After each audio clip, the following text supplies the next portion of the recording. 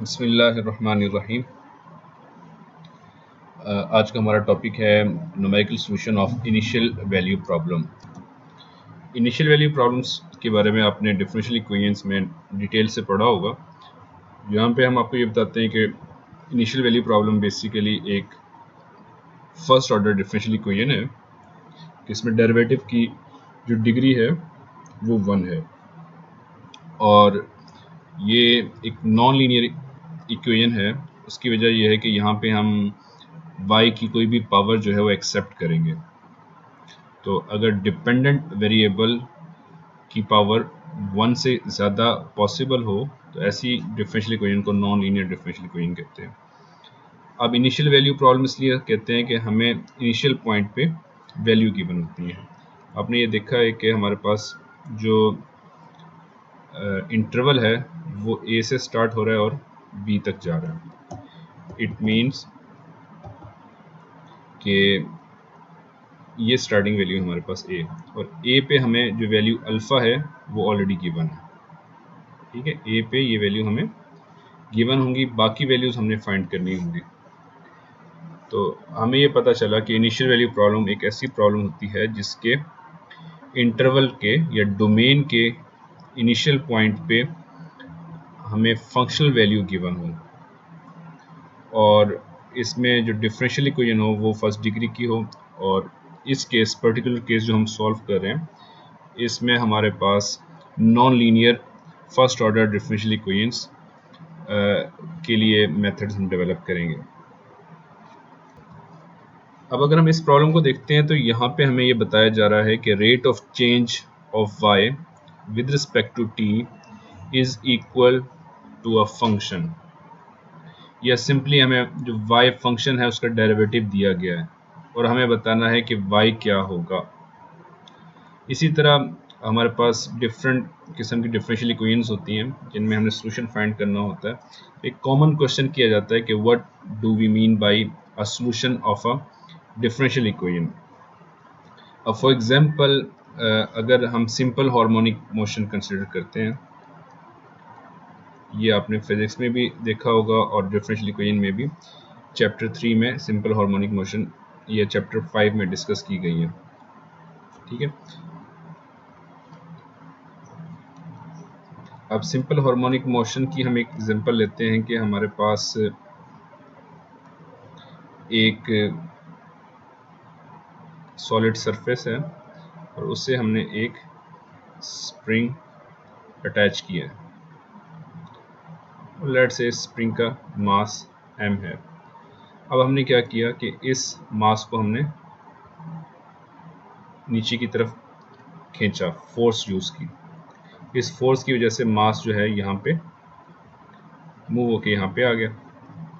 ठीक है, अब जब हमने यहाँ पे इसको इस पॉइंट से रिलीज़ किया तो रिलीज़ होने के बाद ये मास ऐसे ऊपर को जाएगा। अगर हम टाइम के साथ इसको मूव करना शुरू कर दें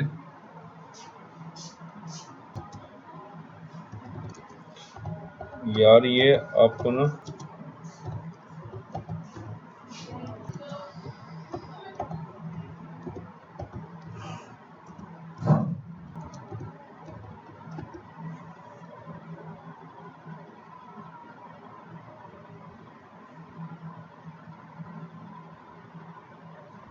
फॉल सीलिंग फॉल सीलिंग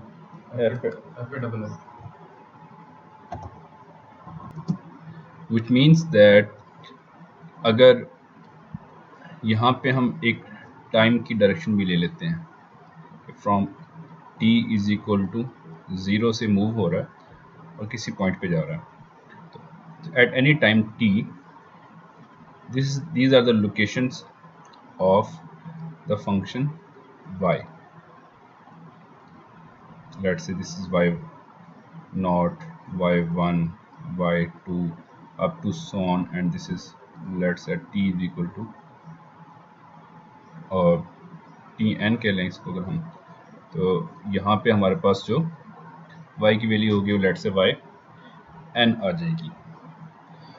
तो अगर एक डिफरेंशियल इक्वेशन जो कि इस सिंपल हार्मोनिक मोशन को मॉडल कर रही है उसका सॉल्यूशन क्या होगा, उसका सोल्यूशन फंक्शन ऑफ y होगा, y ऑफ t, ये इसका सोल्यूशन होगा। और ये सोल्यूशन हमें at any time t the location of this mass, ये हमें बता रही है कि y की लोकेशन किस टाइम पे किस जगह पे होगी। लेट से y हम कहते हैं कि एट अबाउट 15 मिनट्स, तो यहाँ पे हमारे पास हम देखेंगे कि y की लोकेशन यहाँ पे है। तो डिफरेंशियल इक्वेशंस जो होती हैं हमें उनका सोल्यूशन हमें एक फंक्शन देता है और वो फंक्शन y है इस केस में, और हम सोल्यूशन से हम ये रिक्वायर्ड करते हैं कि हम eight any time t y की वैल्यू फाइंड कर सकें। लेकिन जैसा कि हमें पता है कि जो न्यूमेरिकल सॉल्यूशंस होते हैं वो हमें कंप्लीट फंक्शन नहीं देते। आपने डिफरेंशियल इक्वेशंस पढ़ी है, वहाँ पे हमारे पास जो सॉल्यूशंस आते थे वो y of t exact solutions हमारे पास आ जाया करते थे। फॉर एग्जांपल आपने देखा होगा c1 e to power t plus c2 e to power minus 2t plus cos of t, एक पर्टिकुलर सोल्यूशन आ गया। ये कैरेक्टरिस्टिक इक्वेशन से हमारे पास यहाँ पे सोल्यूशन आ जाता है। तो ये हमारे पास एक फॉर्म आ रही है सोल्यूशन की पूरी। लेकिन न्यूमेरिकल सोल्यूशन में ऐसा नहीं होता। तो अब हम क्या कर सकते हैं, यहाँ पे हम ये देखते हैं कि हमें किस किस पॉइंट पे सोल्यूशन चाहिए। तो जिस पॉइंट पे हमें सोल्यूशन चाहिए होता है, हम अपने इस इंटरवल को, जो ए से लेकर बी तक का जो हमारे पास इंटरवल होता है, इसको n पार्ट्स में डिवाइड कर देते हैं, जैसा कि यहाँ पे हुआ है। देखिए t0, t1, t2 up to tn। तो ये n पार्ट्स में हमने अपने इस इंटरवल को डिवाइड कर दिया।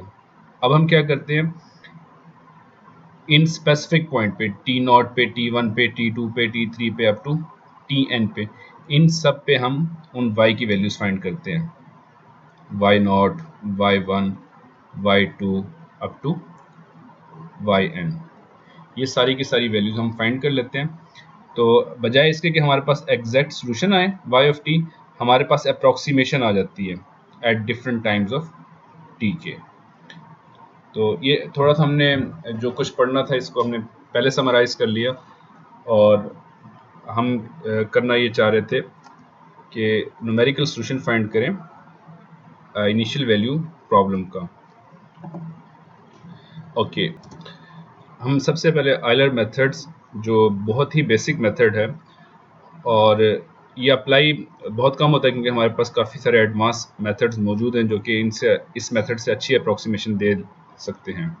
लेकिन उन एडवांस मेथड्स को समझने के लिए हमें ये आयलर मेथड पहले समझना पड़ेगा, ताकि हमें पता चले कि हमने इसको कैसे कंस्ट्रक्ट किया है, और इसी कंस्ट्रक्शन को जब हम आगे फर्दर जनरलाइज करेंगे, एक्सपेंड करेंगे, तो हमारे पास मोर एडवांस मेथड्स जो है ना वो डेवलप हो रहे होते हैं। जो इनिशियल वैल्यू प्रॉब्लम है, इसमें एक और बात है, वो ये है कि dy और dt बेसिकली ये एक डेरिवेटिव को शो कर रहा है, derivative of y eight any time t। और डेरिवेटिव की जो डेफिनेशन हमने थियोरेटिकली पढ़ी है, उसका मतलब ये होता है कि derivative at a point is the slope of the tangent line at that point. अगर हम यहाँ पे देखें तो t0 पे हमारे पास ये पॉइंट है, इस पॉइंट पे जो टेंजेंट का स्लोप बनेगा, टेंजेंट लाइन ये आ रही है हमारे पास पूरी, ठीक है।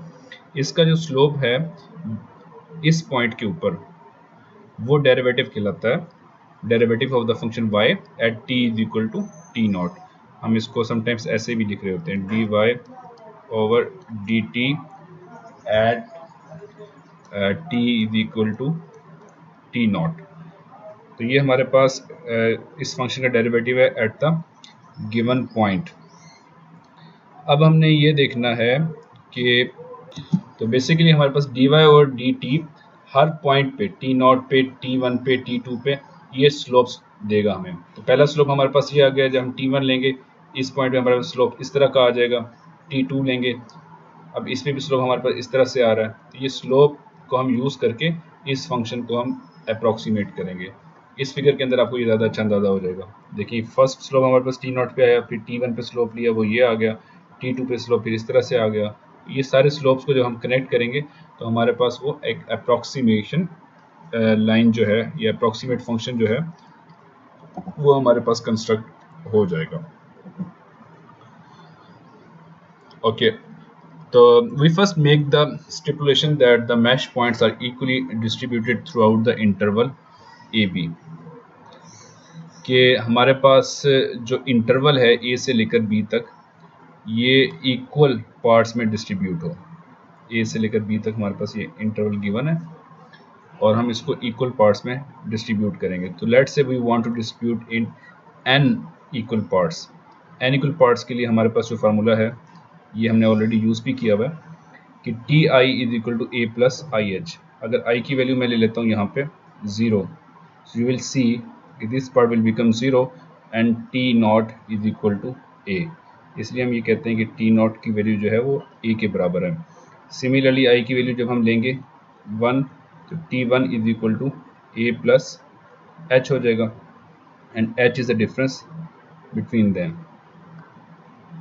तो ये हमारे पास T1 की वैल्यू आ जाएगी। T1 में आगे I की वैल्यू जब हम 2 लेंगे तो ये हो जाएगा T2 is equal to A plus 2H, यानी इस पॉइंट A में एक H ऐड किया तो T1 आ गया, 2H ऐड किए तो T2 आ गया। इसी तरह जब यहाँ पे हम Tn लिखेंगे तो हमें A प्लस NH करना पड़ेगा, यानी A के बाद N टाइम NH ऐड करें तो हम Tn तक पहुंच जाएंगे। तो सिमिलरली अगर हम ये देखें कि h की वैल्यू कैसे फाइंड करेंगे, तो h is basically b minus A divide by n, कि हमने n इक्वल पार्ट्स में डिवाइड किया तो h की वैल्यू हम इस फार्मूले से फाइंड कर सकते हैं।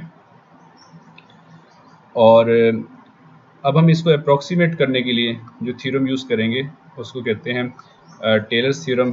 टेलर्स थ्योरम आप ऑलरेडी आप लोगों ने यहाँ पे यूज़ किया हुआ था, कैलकुलस में भी आप लोगों ने पढ़ा हुआ है। इसको मैं आपको थोड़ा सा इसका बैकग्राउंड दे देता हूँ, फिर हम इस फंक्शन के हिसाब से इसको लिखेंगे। सो एफ ऑफ, ये अगर हम जब भी हम फाइंड करते हैं टेलर सीरीज़ तो किसी पॉइंट के अराउंड फाइंड करते हैं। फॉर एग्जांपल अगर हम फाइंड करना चाह रहे हैं एफ ऑफ एक्स नॉट के अराउंड फाइंड करना चाह रहे हैं तो स्टार्ट एक्स नॉट से एक्स नॉट पे लेंगे, फिर F prime of x not x minus x not and plus F double prime of x not और एक्स माइनस एक्स नॉट का square divide by 2 factorial and so on. तो ये जो function है इसकी अप्रॉक्सीमेशन आएगी जो कि एक इनफिनिट सीरीज़ की फॉर्म में मूव कर रही है, यानी किसी भी फंक्शन को हम टेलर सीरीज़ के पॉलिनॉमियल्स की फॉर्म में लिख सकते हैं और किसी पॉइंट के अराउंड इसको एक्सपेंड कर सकते हैं। अब ये हमारे पास इक्वल है, एग्जैक्टली इक्वल है, लेकिन चूंकि इन्फिनिट सीरीज़ है तो हम इस इन्फिनिट सीरीज़ को लिख नहीं सकते। हम क्या करते हैं, हमें जितनी आसानी हो, जितनी ज़रूरत होती है, हम उतनी इस सीरीज़ को कलेक्ट कर लेते हैं। अब अगर इसी फंक्शन को हम y और t की फॉर्म में लिखें तो y और t की फॉर्म में ये फंक्शन हमारे पास आ जाएगा कि y ऑफ t नॉट, अगर हम t नॉट के अराउंड इसको स्टार्टिंग में एक्सपेंड करते हैं, y prime of t naught into t minus t not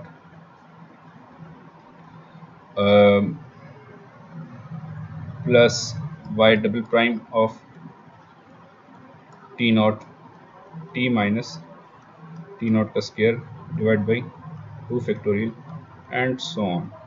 ये चीज़ इसी तरह से हमारे पास मूव करती जाएगी और हम किसी भी फंक्शन को यहाँ पे यूज़ कर सकते हैं। अच्छा, अब चूंकि t जो है हमारे पास ये मूव कर रहा है, t नॉट 0, t नॉट तो हमेशा नहीं लेगा, कभी हमने t1 पे स्लोप फाइंड कर रहे होंगे, कभी t2 पे फाइंड कर रहे होंगे टेंजेंट का स्लोप, तो इसका मतलब हमें जनरलाइज करना पड़ेगा।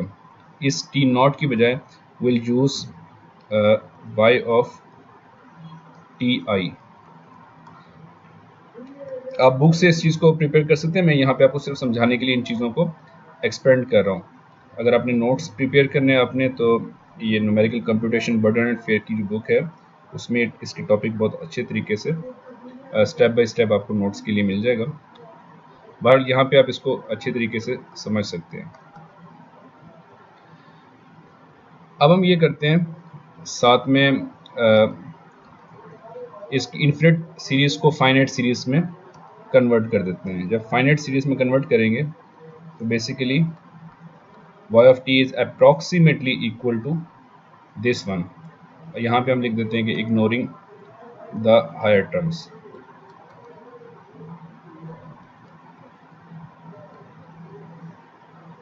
ठीक है, हायर टर्म्स इग्नोर हमने कर दिया और यहाँ तक अब हम पहुँच गए।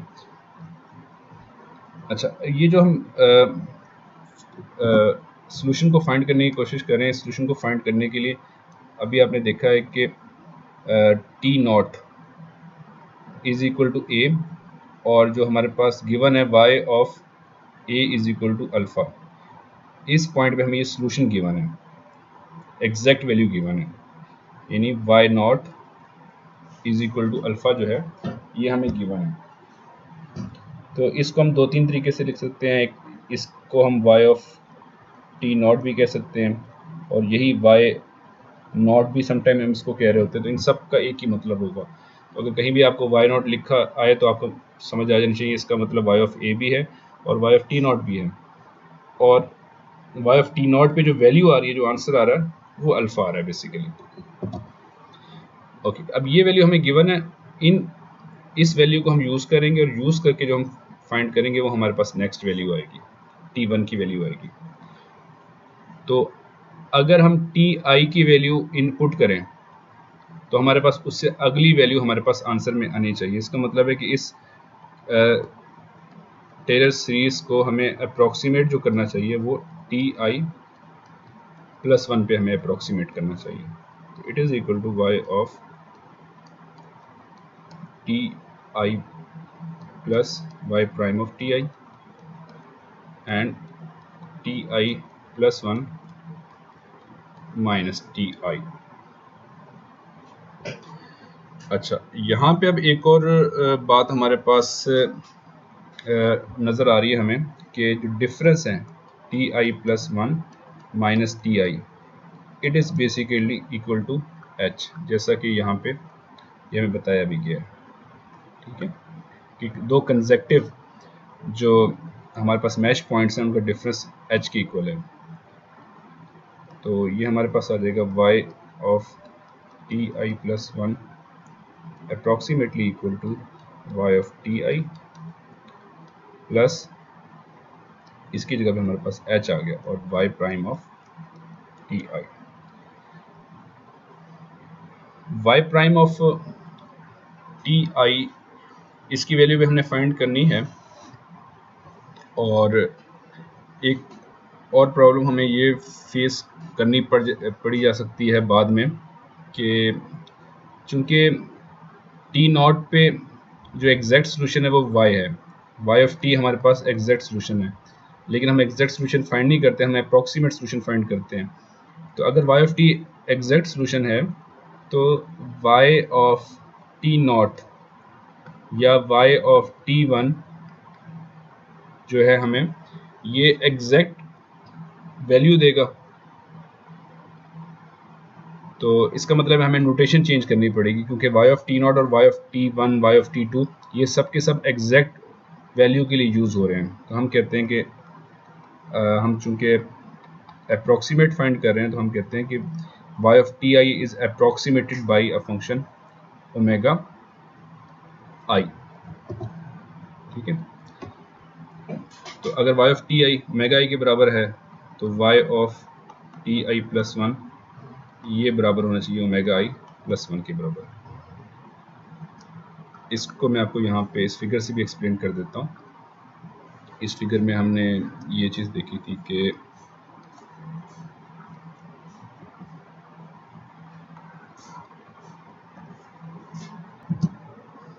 so this equation will become omega i plus 1, और जब हमने इसको अप्रॉक्सीमेशन में कन्वर्ट कर दिया तो अब अप्रॉक्सीमेशन के लिए हम इक्वल साइन यूज़ कर लेते हैं। तो ये एक हमारे पास आइटरेटिव स्कीम में कन्वर्ट हो रही है। तो y प्राइम ऑफ ti हमारे पास ओमेगा नॉट की वैल्यू होगी, जिससे हमारे पास वो पुट करेंगे तो ओमेगा 1 की वैल्यू आएगी, ओमेगा 1 पुट करेंगे तो ओमेगा 2 की वैल्यू आएगी। लेकिन अभी हमारे पास ये y prime of T I की वैल्यू नहीं है। तो अगर हम अपने फंक्शन की तरफ देखें, फंक्शन में हमारे पास था D Y over D T is equal to F of T Y, ऐसे ही था। अब जो ये हमारे पास डी वाई और डी टी है, इसको हम y प्राइम ऑफ टी भी लिख सकते हैं, ठीक है, y प्राइम ऑफ टी। तो y प्राइम ऑफ टी को जब हम कन्वर्ट करेंगे, it is equal to F of T y. तो similarly we can write y prime of T I is equal to F of T i, और यहाँ पे हमारे पास आ जाएगा y of T i. y is a function of t, तो खाली y भी लिखा हो तो इसका मतलब y ऑफ t ही होता है, और जब हम टी आई पुट करें तो हमें स्पेसिफिकली फिर y ऑफ टी आई लिखना पड़ेगा यहाँ पे। And now from this conversion we have to write f of t I omega i, यानी y prime of T I की जगह पे अब हम लिखेंगे f of T I omega i। ये वापस सब्स्टिट्यूट किया, और सब्स्टिट्यूट करने के बाद जो हमारे पास अब फाइनल लुक आ रही है वो आ गई जी omega i plus h into f of T I omega i। और i की वैल्यू डेफिनेटली हमारे पास ये मूव कर रही है फ्रॉम 1 से नहीं 0 1 2 से, तो 0 1 2 अप टू एन, ये जितने पार्ट्स में हमने इसको डिवाइड किया हुआ है। जब हमने i की वैल्यू 0 पुट करेंगे तो यहाँ पे क्या बनेगा, omega 1 is equal to omega not plus H F of T not omega not. तो ओमेगा 1 की वैल्यू फाइंड करने के लिए हमें एक ओमेगा नॉट की वैल्यू चाहिए और टी नॉट की वैल्यू चाहिए। फंक्शन हमें ऑलरेडी गिवन होगा, तो ओमेगा नॉट हमारे पास क्या है, अगर हम ये देखें कि ओमेगा नॉट क्या है तो हमें वापस जाना पड़ेगा। Omega not is equal to y of T naught, और y of T naught is equal to y of a and it is equal to alpha. So that implies omega not is equal to alpha, और ये alpha की value हमें given है, तो हम यहाँ पे लिखेंगे omega not is equal to alpha, ये गिवन है। और बाकी टी तो सारी की सारी डोमेन जो है ये वैल्यूज़ हमारे पास गिवन होंगी। अब ये जो आइटरेटिव स्कीम हमारे पास बनी है, इसको हम कहते हैं ऑयलर्स मेथड।